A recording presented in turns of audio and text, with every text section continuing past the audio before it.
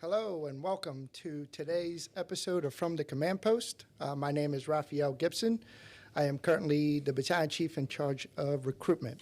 So we're here today to talk about command charts. We put a crew together a couple of months ago now, I guess it's been like 4 or 5 months now, to start looking at our command charts and just update them. Unfortunately, we weren't able to update all this stuff with the changes of the IRP and different things, so we were kind of tasked to come together and put something together. So that's what we'll be talking about today. For today's episode, you're going to get 1 hour of COPDI hour. You can go to the Google form. Most of you guys that are CCOs already know where that is, and put in for 1 hour for today's episode. So before we get started, I just have a couple announcements here from the training school, things that are going on, and also in the recruitment world. So if you have not seen, we have the Alfaro Blood Drive. The Alfaro Blood Drive is going to be taking place on April 26th. It's going to be held here at the Training Academy. If you haven't signed up yet, please go ahead and do it. It's for a good cause. Battalion Chief Mann's here with us, so he can speak about the Alfaro legacy and everything that it means to our department and to the Mann family. So if you haven't signed up for that yet, please do so. It's kind of a big deal. I know it's been going on for many, many years. It used to be, when I was assigned to 16 as a firefighter, we used to have it there in the engine bay. But yeah, it started in 2006. Yeah, and we took a hiatus for COVID. It just wasn't real feasible. So we missed a year or two there, and had some requests and some urging. We've brought it back, and we've tried to kind of couple the PFAS benefits. Thanks to Captain Harris over at Station 12, he's pushing that quite a bit, and there's some value that some studies have found that we can get from donating blood. It's this Saturday here at the Training Academy in the Engine Bay, 8 a.m. to 2 p.m. Yeah, and the digital media folks, you have the link. There was the QR code on there, so if you guys could put that up for people to take a quick picture, they can sign up for it. And for those of you that don't know, both of the Alfaros, right, senior and junior, worked for us for a long time. Mm-hmm. Junior passed away from blood.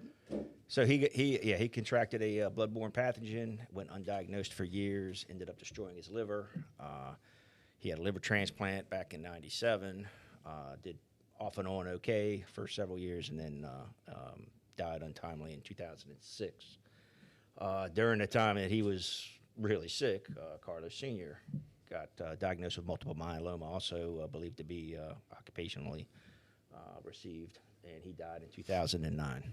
Yeah, so Alfaro family, also related to the Mann family. It's an MCFRS tradition. If you guys can, please sign up, help us out.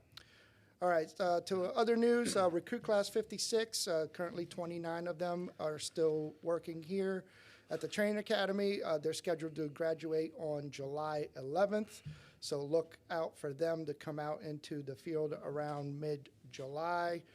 July 11th is actually graduation, so look out also for the link to watch graduation.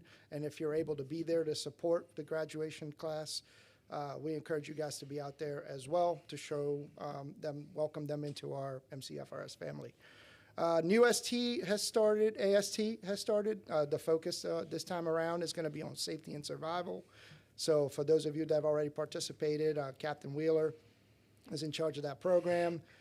We just started doing some rounds of that again, and that is ongoing as we speak. Recruitment updates. Opening applications for RC59 will be at the end of May. We'll be asking you guys once again to get that word out to family, friends, anybody you know, so we can get folks into our process and get them to become MCFRS firefighters. So look out for that in the end of May, right around Memorial Day. And I think this time around we're going to try something a little different. We're doing all sorts of different unique things with recruitment. And we're going to keep it open probably until July 7th, which will be a little bit more than a month that what we're used to keeping applications open for. RC58, the process is ongoing. That's the one that we just tested for. And believe it or not, we already had 74 people pass CPAT, which is a huge number very, very early, right? We just gave the test, 2 months ago, and we're already got 74 people pass CPAT headed to background. So that process has already been streamlined. Things are going really well, and we hope to have those folks hired and onboarded here for the January class. So with all that, that's the only updates I have. Anybody have anything else before we get started? So as I said, we're here today to talk about command charts. In some discussions, and when I was here at the training academy talking to some folks about command comps, we started noticing that the lingo and the way that our command charts are oriented and the things that we were doing were just kind of becoming outdated since we put the IRP in service, right? And Chief Couse will be able to speak to when we updated and did the command charts. So we noticed that. We decided to adapt our command charts to be able to fit into the current SOPs. So today we're just going to kind of give the background on that. So I want to take a quick second. I was able to, had the privilege of putting this group together to work on this. So Battalion Chief Erik Couse was one of the guys that helped us. Chief Ned Sherburne from BCC, Battalion Chief Mann from Battalion 3, and also Chief Coletti from Operations. There were also a lot of people that helped us on the background, Chief Blencorn, Chief Fabrizio, Chief Cooper, obviously because he has to be the one that blessed us to get us to get to this point. So there were a lot of people, a lot of efforts, a lot of energy that went into putting these command charts together and updating them for our command officers. So big shout out, big thank you for everybody that was involved. So without further ado, I'll turn it over to Chief Couse and we'll get the conversation started. All right, thank you. So we'll make this as exciting as we can. I think it'll be beneficial, though, for unit officers, too, to see how we track units and why we do the things that we do. You want the old chart? No, Okay. It's actually more for Gibby. Okay. So when we look at why we have these tactical charts to even begin with, it's actually mandated by policy. So policy 2401 under incident command, that section listed there says you must use a tactical worksheet to track the incident objectives, resource allocation, and progress towards established objectives. Now, there was one part when we initially did these command charts back in 2017, the IRP was just getting started. I can't remember if it had just come out or if it was getting ready to come out. So I think it was getting ready to come out when it was finalized. And so we didn't have the incident objectives listed out there that we do in the policy. So as Chief Gibson said, as things progressed and the years go by and we do more command comps, it became clear that there were some gaps that we needed to address. And so we attempted to address those gaps with the new version.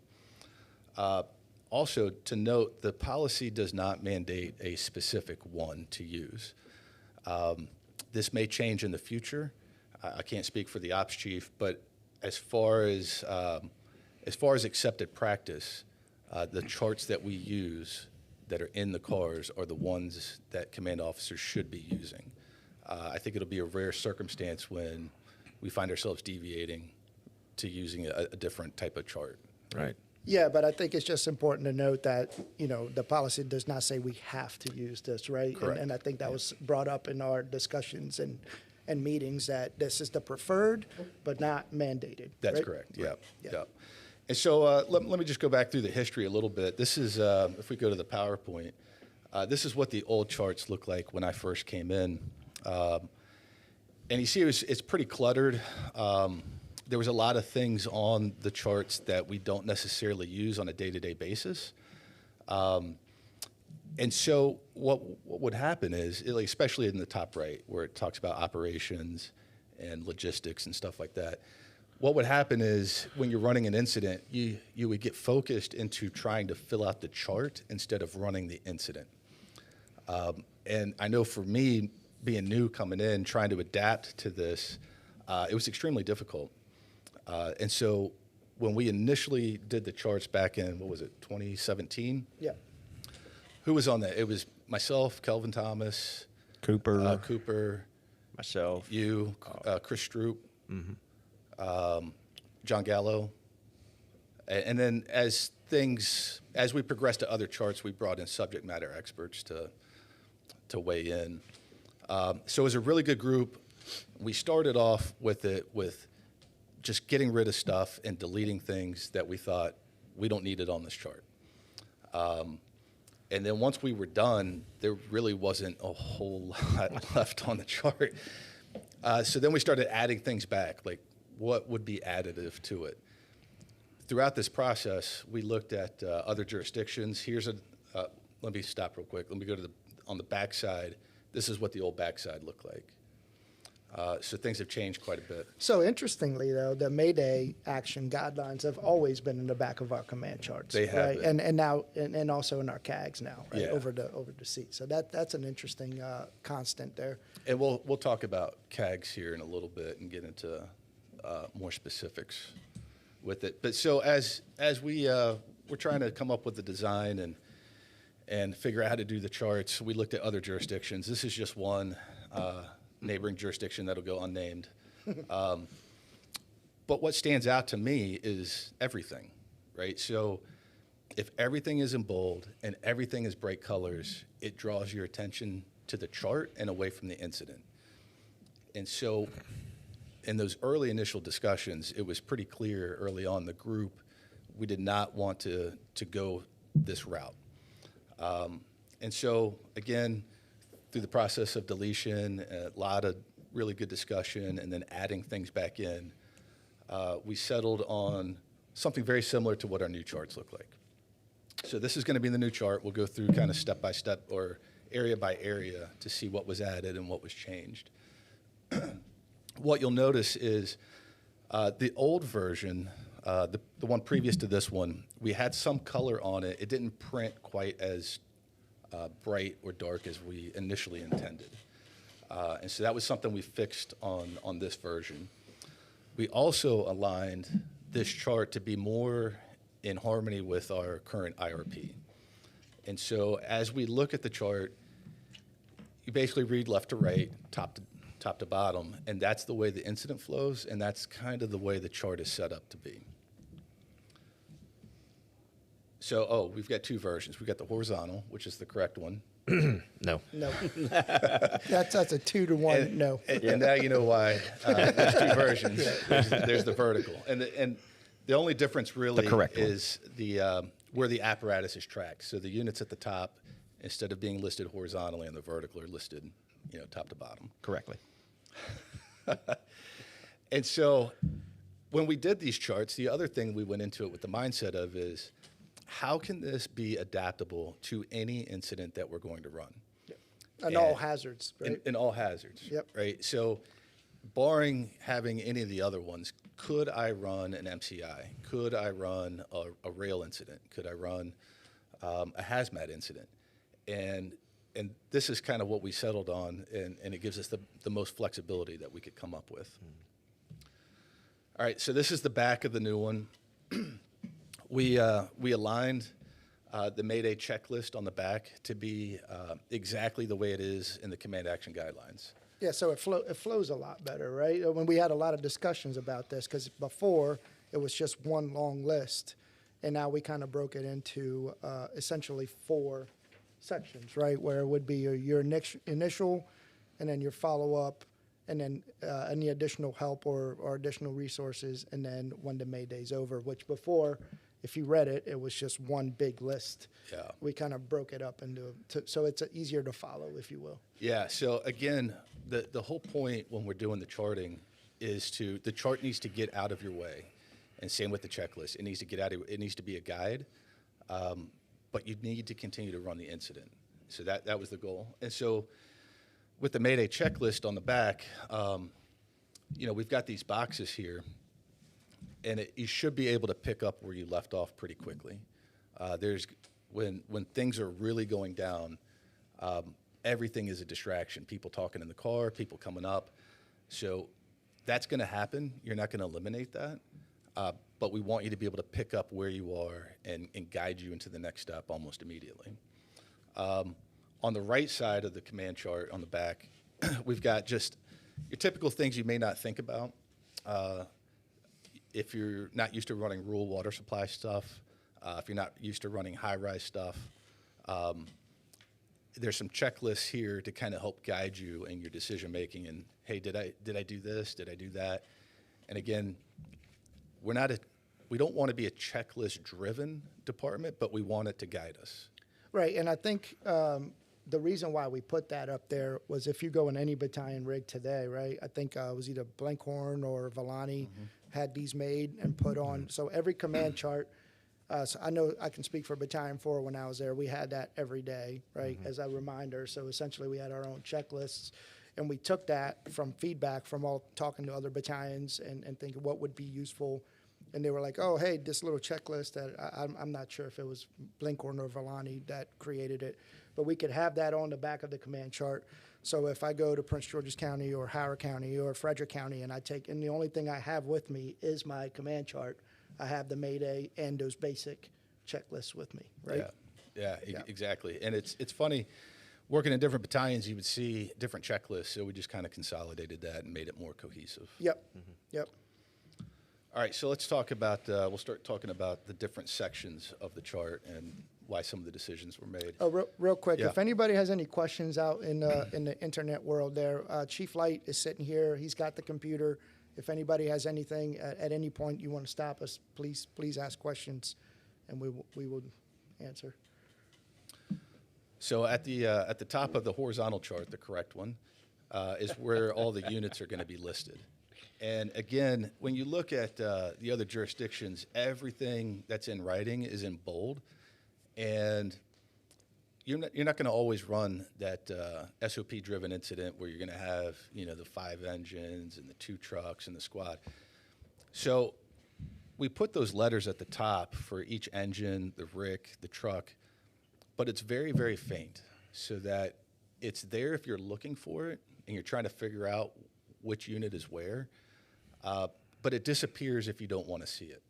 And again, we want the chart to guide you, not command your attention. Right. Part of I think with the old chart, we definitely added more spaces for units. That has relatively unchanged. The only big change from this one to the previous version is we made those colors just a little bit more bold. Yeah, and then I think just talking about the colors there on the top, right? And it is the same way in our current command charts, but the yellow for the 5th due engine to be in the RIT, right? And then the blue one being there for 6th when you have a rural water incident. And we're hoping that when the print shop prints these out, they're going to be a little bit more brighter than the current ones that we have. Yeah, it should be, because they use cardstock for a command chart, so I think we lose a little bit in the printing. Yep. All right, so for the next change, this was a bigger change, and this came about again to definitely more align with the IRP And the way we operate, right? and the way we operate, Right. or the way we should be operating. Correct. Right. So it's going to get into They're always the same. Yes. 100%. So there are only 3 different statuses for occupants according to the IRP, and they are listed right here. Do you guys, what do we hear all the time? You guys think about for occupant status? I don't know where it came from. I don't know if it came from communications or if somebody started saying it. Unknown. Unknown, right. Unknown Status occupant is unknown. status, Yeah, right? I heard it this morning. Yeah, it's almost So, every right. incident. Somebody said it, and then it stuck, and we repeat it. But by the IRP and by policy, there's only these three: accounted for, unaccounted for, and known trapped. And so what that's going to do is it's going to help guide you, right? So if they're unaccounted or unknown, as we've been saying, that does not alleviate the two out. And we've gotten kind of away from that. Laxed. Yeah, lax. Yeah. That's a good way to say it. So again, this is in color because this is so important. This is going to drive a lot of our initial operations. Our risk assessment, yep. Definitely our risk assessment. Yep. The rig is basically unchanged. You'll see when Chief Mann goes over how to fill out and best practices, how we can extend those. This was another really big change, was the 5 objectives common to every structure fire. And so, again, if we go back to what the policy says, the command charts were to make sure we had objectives and to make sure that what we were doing was operating in harmony with those objectives. So we thought, all right, we probably need to put them front and center, Right. just as a reminder. And again, for unit officers, I think this is extremely important for you to know, because it's going to really drive, if you know these objectives, it is going to drive your initial operations. And I'll just read them real quick. Provide for the continued survival of the occupants. And the way that we do that in Montgomery County is via fast water. Right. So that's going to drive a lot of what we do. Immediate medical care for those needing. I remember, years ago, you'd have a fire going and 2 burn in the front yard, but that Run initial right past hose them. crew running right past them, right? Right.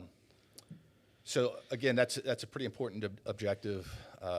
We need to be addressing immediately when we get there. Prevent the fire spread beyond the current location.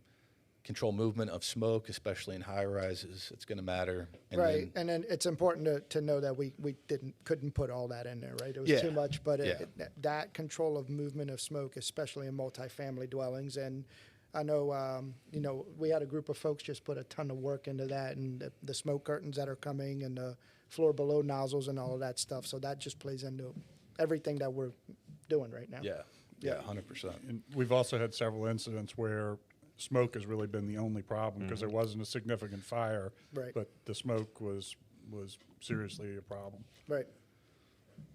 Yeah, and so the last objective that is part of the policy is reduce property loss. Yeah. So those are front and center. Again, they're there for a reason. And so when we're managing an incident, our objectives really need to follow in that order specifically. Now, some may be happening Simultaneously. Yep. right? But they need to be addressed. Well, hopefully they are, right? Especially, should be. yeah, they should be happening simultaneously. Yep. All right, so then sliding over to the next group. Not many changes here. We added, I think we added side alpha. And Charlie, And right? Charlie. And that was a big difference, and I think we learned that, and I know Chief Coletti was big on this one too, from our command comps from last year, and some of the other things that we learned from being in the command lab and talking about complex structures, right? We've been talking about this stuff for years, where we have a 2-story building in the front and 4 in the rear, and we don't clearly identify that, or the command officer is hearing something that is not jiving, right? And it's Right. like, hey, this is just another tool for us to say, hey, am I clear at what I'm looking at, Yeah. right? And I think that's super important. I think we've all run fires now or have heard fires where folks are thinking, oh, it's 2 from the front and 3 from the rear, and it's like, no, it's 4 in the rear, and there's a lot of miscommunications, and hopefully this is just another tool to kind of hone that in, right? Yeah, and a lot of times we acknowledge stuff on the radio, and it really hasn't processed. Agreed. And so this hopefully. Well, and it goes will into mitigate that. into the amount of stress that we're Yeah. right. Like we have to drive, we have to pay attention to the radio, and we get there, we're trying to position, and we're trying to listen to critical information, and it's like, man, how can you process all of that? Right? Yeah. It's tough. It's tough. Yeah, I'm not there yet. It's an ongoing process. So one of the other things we moved was the electric and gas. We moved that up. The old the older chart, the previous version, had boxes, and it was towards the bottom. Yep. And it just didn't flow. It wasn't part. Yeah. This was a better spot for it. Yep. All right, moving along. This was also probably one of the biggest changes. Yeah. The previous version, if you look at the boxes on the right that are going vertical, we just had more of those across. It was 7 of those across. And after some discussion early on, I think it was you, Chief Gibson, right? You Yeah. were talking about it. So, and this, I got to give credit, right? So I didn't come up with this in a vacuum. This was through some conversation with some captains and others having, and a little bit of experience from the other side of, the place that we don't talk about over there in the dark corner of the world. But my experience over there and talking about how we orient units, not just in our command chart, but also in our mind, right? So if we have a unit working in a basement and who's working above it, right? And in our old charts, to me, and talking to others, it just didn't make sense as much as like, oh, if I have a unit in a basement per se, right, and then I have units above it, now I know for a fact that I have somebody above my basement, right? And I can go, oh, wait, I don't want anybody above my basement. Let me back those guys out real quick, or guys and girls out real quick. Or, hey, has anybody checked the attic at? Yeah, and I know this was, believe it or not, this was a huge, and I'm looking at It was controversial. I'm looking at Steve Mann right now. But this was a great point of discussion, and we spent a lot of time talking back and forth, and I can say I'm going to pat myself. Like I got him to concede at the end. I got him to concede at the end that this was actually like it makes sense. It makes sense. However, To who? and to his credit as well, right? Those 3 boxes on the side there, if we have an EMS group or we have a Side Charlie division or Search group. or a search group, right? We still need those boxes there because I think mentally and as people start filling out these command charts out and getting used to it, we hope that this is going to make more sense, right? I know who's working above who's working below who. If I have a EMS group, I'm able to put that over on the right side, and I'm able to track my units in a more organized way, if you Yeah. will, right? And it goes back to what we were saying before about you want the chart to just get out of your way. Right. And you can see pretty clearly which floor your units are going to be operating on. Right. Without having to really think about it. So once I thought about it some more, I wasn't so stubborn about it. Oh yeah, you too. I forgot you were one of them too. Yeah. All right, looking across, Chief Gibson talked about, we would use this for like search group or something that doesn't necessarily fit a location, but you can use it for whatever, right? So again, if we're looking at it from an all hazards perspective, you look at the policies, the way that they're written, it's for the first 20 minutes of usually our most common type of incidents for that, whatever it is. Mm-hmm. The chart's set up very similar, but at the same time, it's very expandable, and we could take it in a lot of different directions. It's only limited by your imagination. All right, and looking down at the bottom, this was another area that we needed to improve and we're getting better with it. We're not quite there yet, but setting up separate decon versus rehab. So we have the boxes there so that we can assign a decon unit to assist with those units as they come out, and then they go immediately into the rehab portion. Yeah, and I think this is a good. We had a lot of discussion about this as well, right? Because at first decon and rehab were together, and in the O charts we didn't have a place for decon, right? It was just rehab, and we wanted to make sure with all the stuff talking about cancer and gear and PFAS, and we wanted to make sure we put a lot of effort into identifying those two things are different, right? Delineating Yeah, the two yeah, of them, that's- but there you go. remembering to actually establish them and Right. get it done. Because it's, And it can't, and trying to get away from, hey, you are rehab and decon, right? Like rehab needs to be its own thing, decon needs to be its own thing, and hopefully that those folks are not doing the same thing, if that makes sense, right? Let me go back to one thing I didn't really talk about. So at the top of the larger boxes that are thicker font or thicker line weight, we've got primary and secondary, and so that's for searches that we can use for. But again, it's not bold, it's light, so you can completely ignore it if you're in an incident that doesn't need that type of primary, secondary searches. Same thing with when we do accountability. So we brought that, I forget what we had. Oh, They're we down had, at the the old bottom. one was par. Yeah. Yeah, so we added cruise even to just put back in our mind, that's what we're looking for. Are you even? And we get back a lot of responses on the radio, but that's the correct nomenclature. Yeah, so we fixed that as well. Yep. Lastly, we just simplified the exposures and the quadrants. I know I could never remember the exposures, right? I mean, I'm not the only one, right? No, that was my Okay. argument because somebody wanted to take them out. I'm like, man, No. I'm too dumb at 2 in the and morning again, to remember I where think we alpha is. we had a lot of discussion Yeah. about this as well, right? And again, I was in a COPD. I think it was with you, and we were talking about complex buildings, and we tried to fit, these buildings that look like a cross or an L shape into these boxes, and it doesn't always work. So there was a lot of discussion about taking this stuff out. But then we got in talking about townhouses and rows of townhouses or stores and being like, oh, man, we had a lot of problems with people being like, oh, the Bravo 1 exposure. And he's like, oh, which one is that? Is that the one right next to the fire building or is that the one, Right. the second one, right? So we decided to bring that back and put that in there, at least to give people some sort of a starting point. But I think it's important to talk about and identify that, hey, we should not be trying to fit every structure that we run into this Alpha, Bravo, Charlie, Delta, because sometimes it just doesn't work. Just doesn't work. Yeah. It just doesn't work, right? And it actually creates more problems and more confusion when we do try to do that. Yeah. That's back to like trying to shoehorn whatever the incident is into the chart versus making the chart work for Right. the incident. Yeah, and I think we all looked at all of these different fire departments around us, right, and the command charts, and honestly, ours is really, really clean. And again, you've already spoken on it, right? I can run a rail incident. I can run any type, and essentially, and we kind of did that, right? And that's something we need to talk about is that we got rid of the EMS. The EMS command chart is kind of going to go away after talking to the EMS folks, right? Chief Kaufman and Pete and Tony.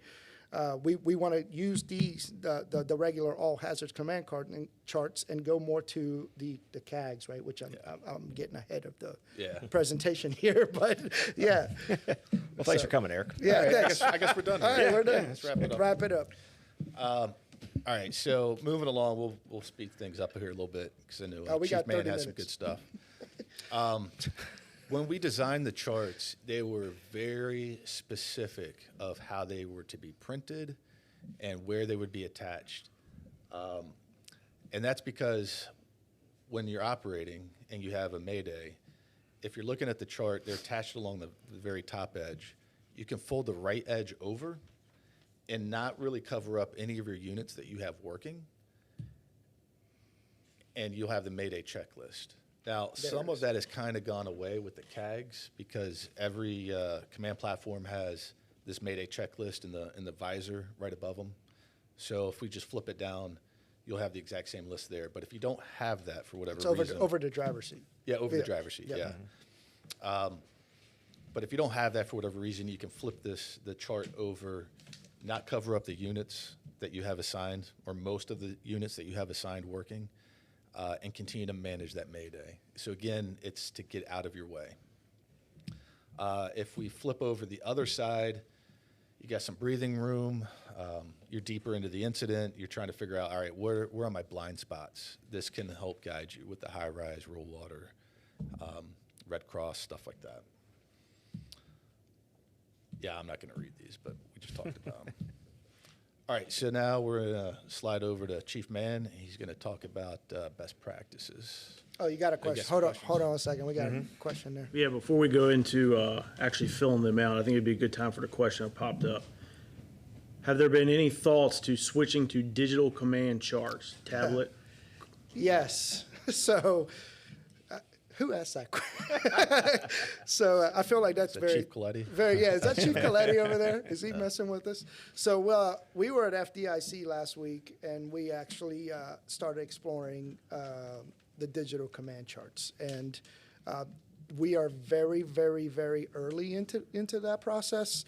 But there has been, actually, I think Chief Coletti is in the process of creating a presentation for the operations chief and the fire chief to start talking about tablet command. I don't know if you guys have ever heard of tablet command. There's a lot of literature and videos out there, but we did some stuff with them while we were out in Indianapolis last week, and there's some really neat things, and we would be able to essentially take this command chart that we're using right now and put that template into tablet command, and the main benefit that I personally saw, right? Because at first I was kind of like, I was the Steve Mann in the room.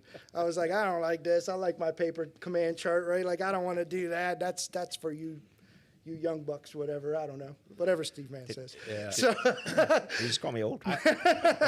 so the main benefit to that platform was getting on scene and having all of your units already populated. and ready to go, right? And all I have to do is drag them to where I want it to be, and I don't have to take that first 5, I don't know how long it takes, right? 30 seconds writing units down and missing stuff, and it does create some the bandwidth, if you will, right? It gives you a little breathing room. So, I mean, we're still kind of early in some of this. We looked at it probably 6-7 years ago, and the technology just wasn't quite there yet. It is a point of failure. It is. But we still have these, You right? know, if my point of failure, the worst case is my pencil breaks and I need to grab another one. Well, you mean the 40 pencils in the car are not going to be good enough? So I guess to answer the question is, yeah, we're actively still looking at that technology, and we'll see what comes of it. It might surpass everything that we do now. There is a lot of redundancies because we asked that question when we were out there. Although it is tied into our CAD, and the CAD would populate that stuff when we ask questions like, hey, what happens if the tablet's dead? And you get there, and things of that sort. And you could even run it from your phone, really. Can you run it on whatever chart we decide? Whatever we decide. So like the phone and the phones in the vehicle could even have it, right? So there's a lot of the technology has gotten way better, to your point. Yeah. And there's a lot of different things that they offer now. And the second chief could come in with the tablet. So there's some redundancies, but I don't think, the challenges that we'll have way after we're gone is that everybody's going to be used to using their tablets. And then when it does fail one day and we pull these out, people are going to be like, man, I haven't seen one of these in a long time. Like a rock and chisel. Right, which for us now is automatic, right? Well, I mean, if it reflects this sheet, it shouldn't be that bad. It should, yeah. So any other questions? No, sir. Yeah, so that's where we are with that, so. All right, Chief Mann, initial charting best practices, and we can go to the PowerPoint. Right, so this is just going to be an example of a general practice that's similar to what we use. The 4 of us here probably use pretty similar. I know there's some differences between what Erik and I do, but there's a lot of similarities. This is by no means intended to suggest that this is the way you have to chart. I would say probably the important part here is that there should never be a unit on your chart in more than one place without being crossed off of its previous place. The whole idea here is that you have the ability to chart, to track all your units where they are, and if you have a unit up here and listed down here in a group, there's a conflict. Yeah, right? I think it's kind of at any point I should be able to get in a car with you and say, hey, where is engine Right. 28? And you should be able to go, oh, the they're last right place here. where they're not crossed out, right? They're So- right there, right. Okay, so that said, we'll go on to the box alarm here, if you will, right? So the units are populating as they're dispatched. The first engine 720, will arrive on the scene, give their on-scene report, and you'll see there's 360 down here down below squad 741. That box down there where it talks about the floors. He's got 2 in the front. He's got 3 in the rear with a walkout basement that can be documented over there. All the way to the left, you're going to have your initial 2 out. He'll declare that engine 726 is going to be his 2 out, and you can populate that there. After the battalion chief arrives, he's going to go ahead and add his chart. There's the units that auto-populated at the top, or if you're doing it correctly, on the left side vertically. And he's going to go ahead and create at least one group or division in this case. And so he's going to say, all right, well, engine 720, I'm going to make you the Division two supervisor to be yourself as the supervisor, which is indicated by the star.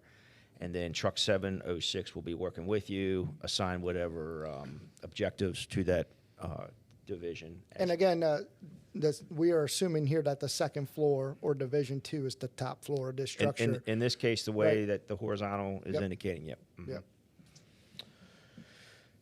Okay, so as other units arrive on the scene, you will assign additional groups or divisions. In this case, the floor below will assign Engine 710 as the division supervisor, and he'll be working with Tower 751. You'll populate that here. We need a search done. So we go over to the vertical side and assign Rescue Squad 741 the search. Yeah, and for those folks that are not command officers, the star indicates. Yep. So the division or group supervisor is going to be delineated by the stars. So whatever, you can put a check mark there, whatever. I use this like a makeshift star. Right. Just so I know who the group supervisor is.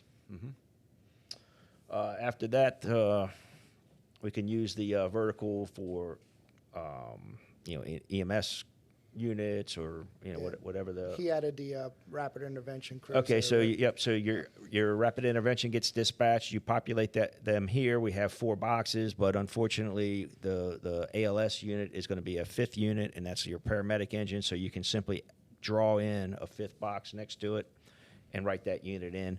The same thing goes for later on. You decide this entire event has expanded, and we need a second rapid intervention group. You can go below and add 4 or 5 boxes, whatever you decide, and then put those units in there. So the whole time that we're putting units into either the horizontal or vertical, right? So if I move engine 710 down here, I'm crossing them out from the top. The bullpen, we call it, right? Yep, I call that my bullpen, right? So any unit that's up top here that doesn't have a cross through it is available for me to assign. Once I've moved them down here to a group or division, I'm crossing them out up here. I'm writing them in down here.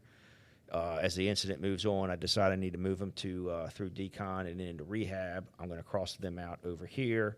I'm going to bring them in down here, write them in here.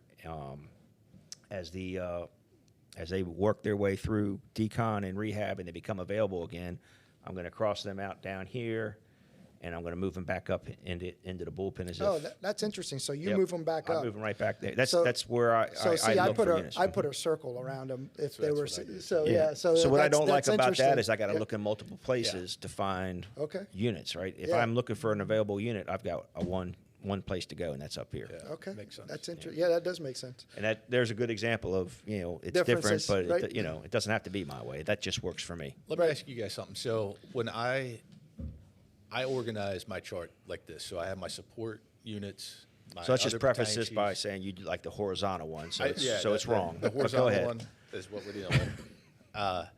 So like if I have air unit or canteen or other command officers, I put them to the right of the chart. Okay. Because they're my support versus the operational units that I can put to work inside the structure. Do you guys do something similar? Yeah. or- So on the vertical one, it's below the BC boxes, right? I would do the same thing. I usually draw a line, and then I put my support units underneath of that. So it's similar. Yeah, so I do something a little bit. I draw them in over here. I don't use so I don't even put the 2 battalion chiefs in there. And then as I get supplementary chiefs, I get a couple of volunteer chiefs. I don't put them on the left side. I just write them up over here. Okay. Because they're and those along with the air unit and the canteen, they're good to know. I want to know I have them, so I document them. But if I'm not putting them into service, I don't want to clutter up this side over here. So I have them here.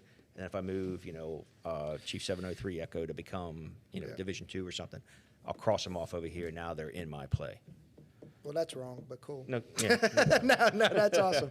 No, it is interesting that we all were essentially.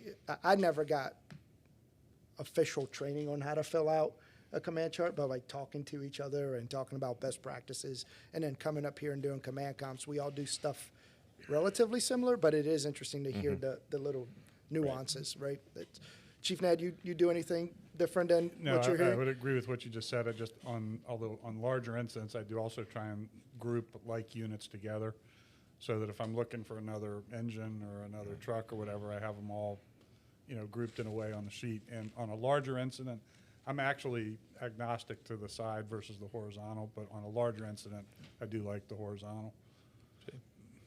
There we go. Settled.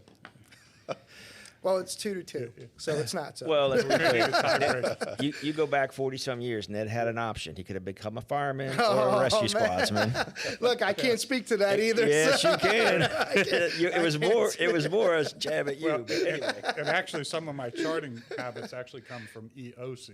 Oh, wow. Yeah. Oh, there you go. Okay. So, and then when I return units to service, I do the line the opposite direction. I don't know. Do you guys do something different or? No, so I just cross them out. You just cross them out, okay. So they're if they're nowhere, I get to a point where we're going to hold, one engine, 2 trucks.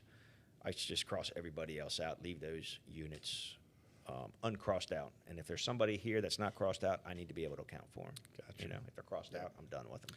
Oh, something neat that just popped into my head about tablet command as well is we were able to save those command charts and use them for our AARs, right? So if we wanted to do a after action, we were able to attach that as a file, and everybody can see time-stamped where units were and what they did, which, now in command comps, we take a picture of your command chart for record keeping now that was something that we just started doing the last time around. But with tablet command, we'll be able to auto-populate that, which is neat. And I like the neat. timestamp. The timestamp is good. Yeah. Because, if I looked at Steve's chart from one of his incidents, I could recreate backwards the entire event just without the timestamps. Right, and it's something, so Chief Pezos and I ran a garage fire in 32's area, and he was writing times, next to, and with tablet command, that stuff is automatic, so when I go to write my incident report or something, I can say, at this time, there was water on the fire, or at this, so that was kind of a neat feature, something that we don't currently do, and I don't know what the value of it is as of yet, but I'm sure there is some, when we're trying to recreate incidents, or we're trying to run an AAR. Chief Light? I got another question here. Might be a good time for it. It kind of goes back a little bit to the charts and the vehicles. Any thought to moving the critical information, parentheses, the units, to the right side of the paper? The lighting on the side of the vehicle is much worse at night. Also can't be seen by the second chief. So Home Depot sells headlamps. Switch seats. Stop. So it's funny. It's funny you bring that up because just before the episode started, we were having a conversation about left-handed. Right? We were just talking about that. Literally, that car is made for left-handed people. So Steve, Erik, and I really like. I don't know, Chief Ned, are you left-handed? Oh, you see. I mean, we do teach the recruits. This is a right-handed fire department. Well, guess what? It's a left-handed command vehicle because for people like Steve, Erik, and I, when we're sitting there holding the mic with our right hand and writing with our left, this works really, really well. But I can see the light argument, right? It is something to consider. Can't fix everything. Can't please them all. Can't please them all, right? I don't know. Maybe the next version. Tablet command will fix all this. Pretty sure at least 3 of us will be going for that. Yeah. Okay. All right. Anything So, else? What else? no, I was going to move on to the water chart. Yep. Just talk about that briefly. Yep. Unless you had something else, I don't know. No, that's good on this. It's funny you bring up the water chart because we go back to when it was 2017 when we did the last revamp of it. One of them included was water charts. So Yeah. shortly after they came out, I'm working Battalion 2, and they sent me to the freaking river. Yeah. And I'm like, hey, we got these new charts. And I pulled it out. Well, because it had been several months since we did the charting, it was completely, it was not intuitive at all. It's for a me. bit. It's a bit busier. I ended than- up just Yeah. chucking it Yeah. back in the back, and the back is great because it had the landmarks and such. But as far as charting, I just did it on the all hazards. hazards. Yeah. Yeah, and so that was, again, when we didn't make any changes to this one.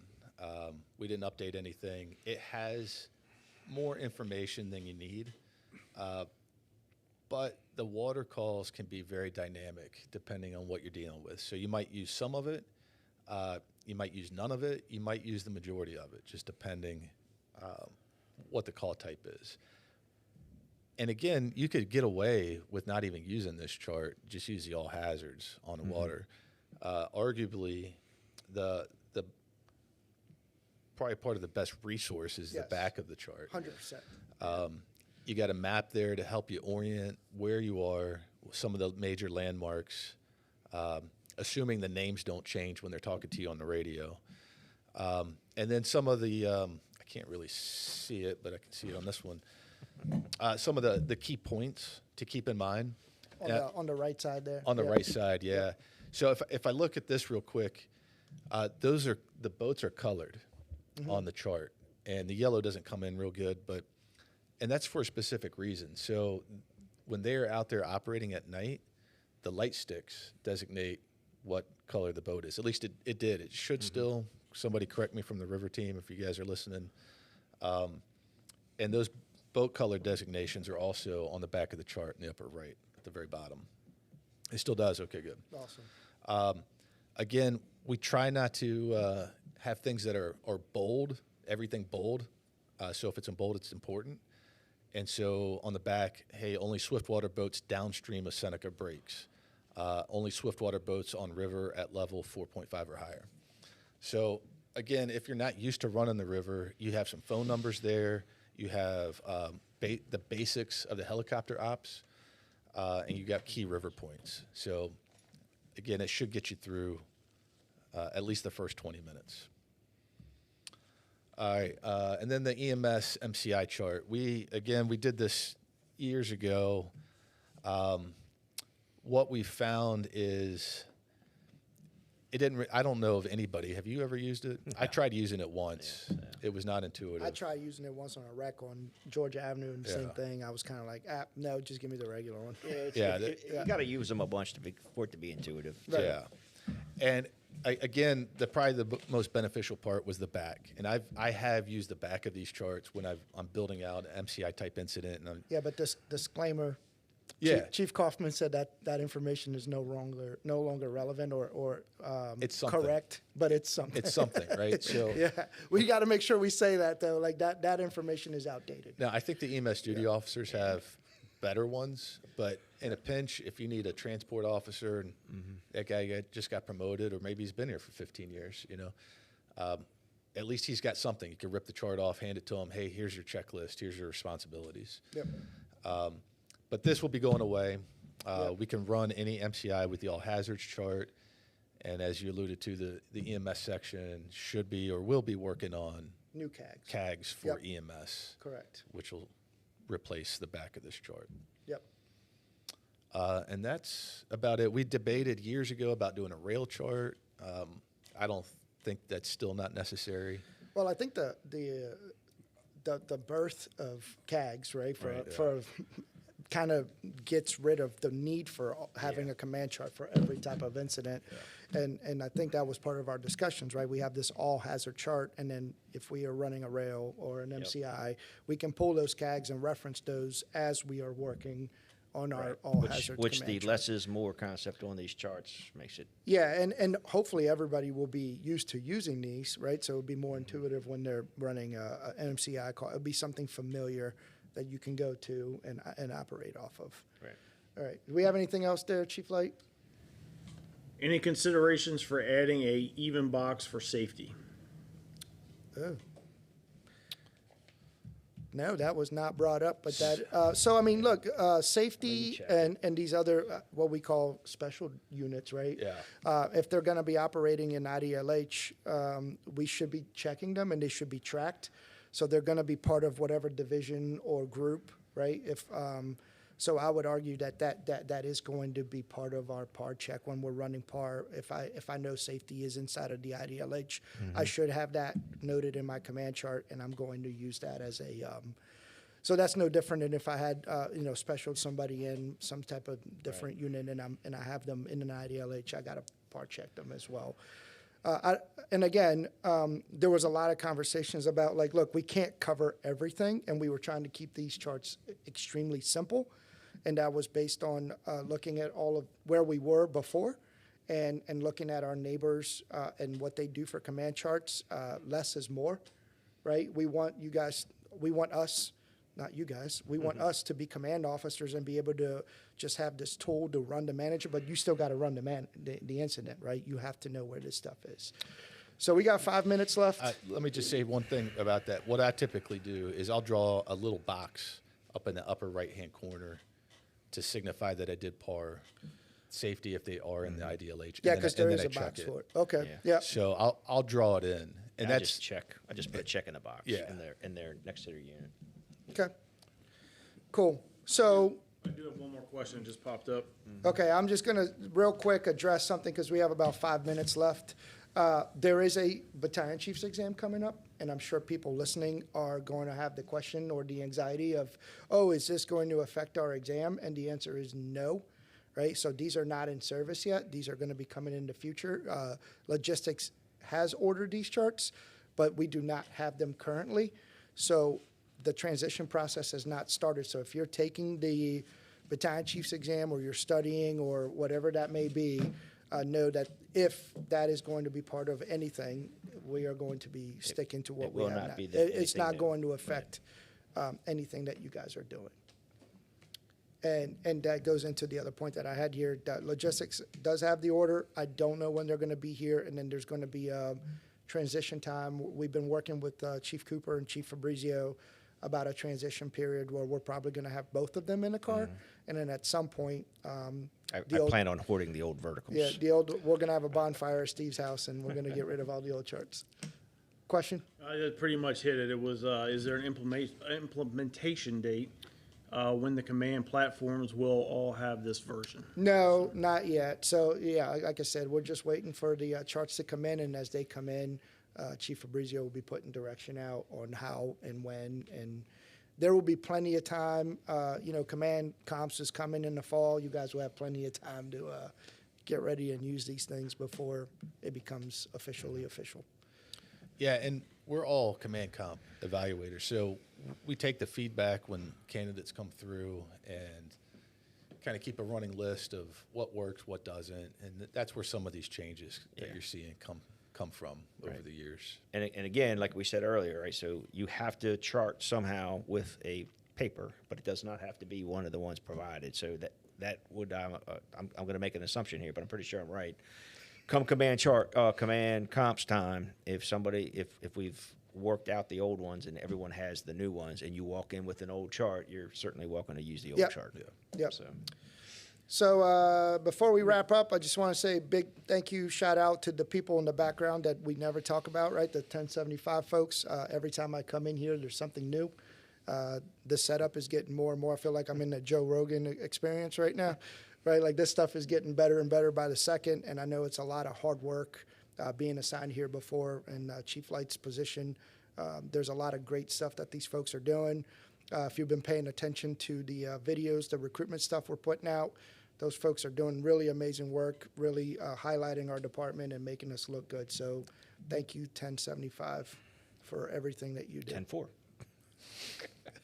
Right, right. I would also just add, as somebody that's been involved in this almost from when it started, this program, Command Comps, has really pushed our command competency and our ability to run these incidents light years above other folks. And if you listen to some other jurisdictions, people have either copied us or they're not as strong as we are. And Yeah. that was really an invading philosophy here, is that we wanted to create something that empowered people but didn't tell you how to run the incident. And it builds a good base, right? Like we all speak the same language, even though he might cross left or use vertical versus horizontal or whatever that may be, right? There is a strong foundation in our organization of command and understanding what needs to be done and the initial objectives and talking to folks. Even just in FDIC last week, right? It's like, oh, we have this problem that, the A shift guy, the B shift guy, and the C shift guy are running 3 fire departments, and depending on which shift you work. Sounds familiar. No, but it's not not that long ago. It has. You're right, but I feel like, to your point, that Command Comps has set that strong base of what is expected and what we need to do. So it's a great program.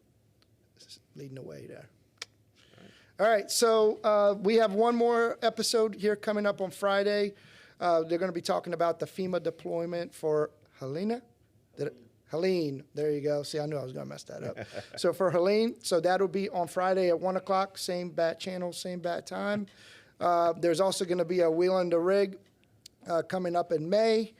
And other than that, does anybody have any other closing statements? Well, thank you for watching. Thank you for being with us. And be safe Sign up out for there. the blood drive. Sign up for the blood drive. See you out there.